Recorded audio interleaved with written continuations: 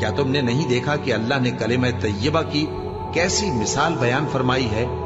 وہ ایسی ہے جیسے پاکیزہ درخت جس کی جڑ مضبوط ہو اور شاخیں آسمان میں پھیلی ہو، وہ اپنے پروردگار کے حکم سے ہر موقع پر پھل لاتا ہو، اور اللہ لوگوں کے لیے مثالیں بیان فرماتا ہے تاکہ وہ نصیحت حاصل کریں۔ اور ناپاک بات یعنی غلط عقیدے کی مثال ناپاک درخت کی سی ہے کہ وہ زمین کے اوپر ہی سے اکھیڑ کر پھینک دیا جائے، اس کو ذرا بھی قرار و ثبات نہیں۔ اللہ مومنوں کے دلوں کو صحیح اور پکی بات سے دنیا کی زندگی میں بھی مضبوط رکھتا ہے اور آخرت میں بھی رکھے گا، اور اللہ بے انصافوں کو گمراہ کر دیتا ہے، اور اللہ جو چاہتا ہے کرتا ہے۔ کیا تم نے ان لوگوں کو نہیں دیکھا جنہوں نے اللہ کے احسان کو ناشکری سے بدل دیا اور اپنی قوم کو تباہی کے گھر میں لا اتارا، یعنی دوزخ میں